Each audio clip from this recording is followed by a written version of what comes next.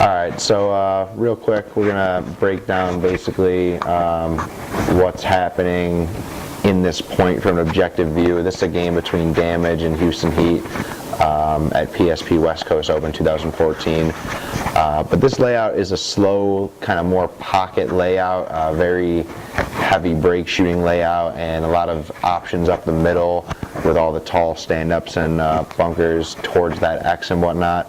And the gaps outside make it difficult to go anywhere off break, so it becomes a slow bump your way up the field and kind of zone from the middle type layout.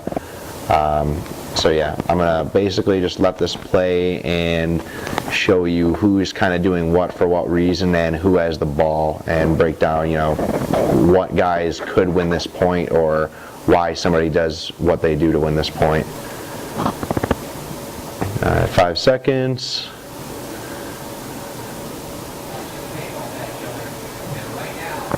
Alright, so on the breakout you can see Houston Heat have a pretty standard breakout on this field with two guns shooting Dorito way, one on the crossfield gap from this can and one on the downfield gap from this stand-up. This crossfield basically shoots the short gap on the other side, trying to shoot this guy's mirror in the small cake. He has that gap right past the X, and this guy right here is generally shooting for anybody trying to go further than that, like Dorito 1 or the Dorito corner.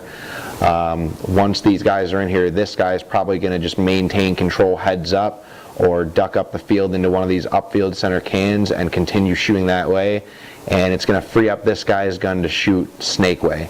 Obviously, shooting crossfield, he has a great zone to contain because someone can't physically wrap to put him in, but from here he's basically playing defense because he's shooting at a guy that he can't see is even going to try to go or not, and that means he's basically going to just be sitting there constantly shooting his gun through a lot of paint in order to maintain control, whereas this player over here can shoot that same side of the field and directly engage that front player. He can kind of maintain control over him.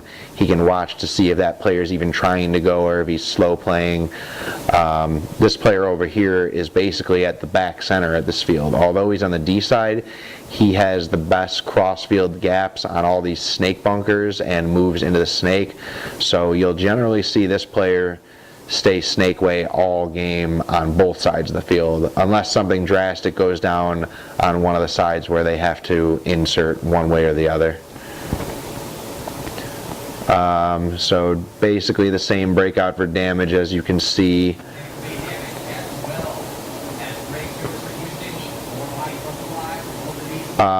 Seems both sides lost their Dorito front. Right now you can see this side still has, Houston Heat have a short side of the field, the Dorito side. You know, they're out at that basically home bunker. He's shooting Dorito way, but until he gets out into this cake corner D1, this is going to be their short side of the field, and that means the only guy who really has the ball to attack right now is going to be their snake side front player. Over here, you know, he's not the island once again. He has a guy in his bunker with him, but he basically has to maintain control by himself and not really have too much risk. That snake front player is going to have to widen the field and either get into the corner or into the snake eventually when the paint drops. Over on the other side, Damage have 4 players as well, but you can see they had that player over in the small Dorito cake, who has now made his way out in Dorito 1, and he's going to put a wrap in on John Woodley here in the tower, and that's going to make life very uncomfortable for these two doubled up in one bunker. On Damage's side, you can see, rather than having a cross, they have Brian Smith playing heads up in the can, stopping Chad's mirror in that Aztec.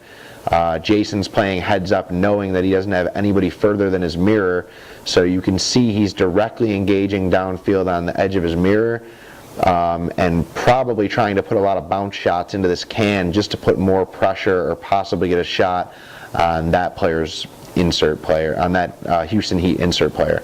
While he's doing this, this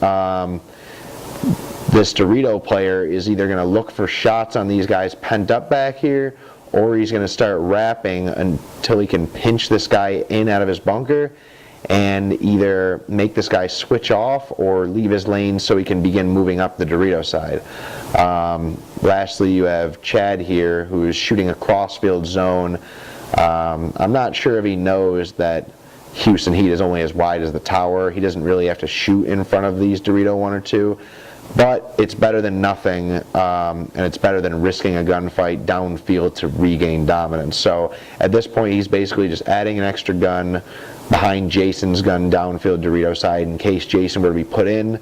This guy can't just blindly fill to the corner or up the Dorito side, and when he can, he'll likely get heads-up dominance again and work snake side again.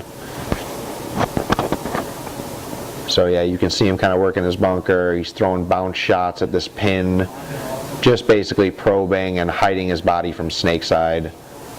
Houston Heat still in the same situation, pent up. You can see Woodley is starting to get pressed further towards the snake side of his bunker from that Dorito player.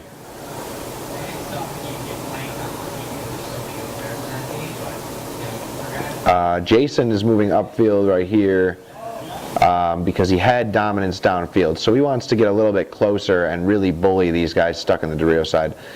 Catching that ball on the first look out was obviously, you know, might not have been a mental mistake. It might have been his Dorito player was put in, and this player downfield had enough time to wrap, look directly in, and wait for Jason to make that move.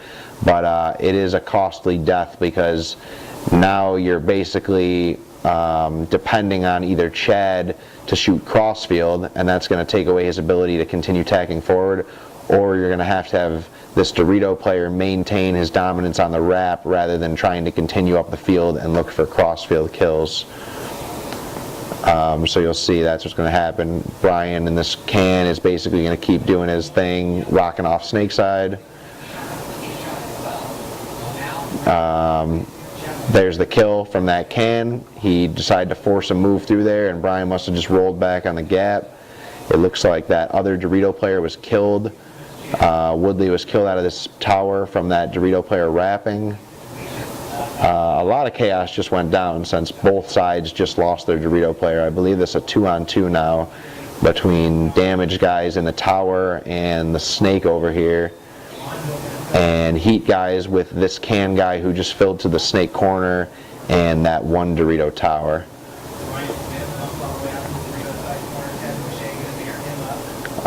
Chad is already out wide, so he's probing for kills. He just got a shot crossfield on the Heat player. And here's the last part to look into. This is where the damaged players are in a 2-on-1. The Heat player is already as wide as he can be in the corner, so he's in a good spot to live. And you're going to watch these damaged guys exactly play the numbers and just play it safe. You know, one of them is not going to get greedy and look for the gunfight. They're going to just pinch this guy out and run him out of space. You can see Brian made a move up to the 50. His bunker's getting shot up. While he's done that, let's see, Chad will likely move up this snake side tape to put pressure on him. There he is. And Chad right now can either stay on this wire until Brian pinches him back out to this side and try to shoot him out that wire, or at least give Brian the chance to continue moving down his side of the field while they are directly engaged, or he can go drop the hammer on the side where this corner player has no field vision and just give this player no chance to even it up and make it a one-on-one.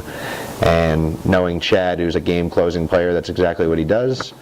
Close the game out. I think he does it alive, but even if they trade out, that leaves Brian Smith alive in the Dorito side to walk the flag in. You only need one guy alive, so that is a great paintball 101, you know, basic paintball logic move right there. He played it exactly by the textbook.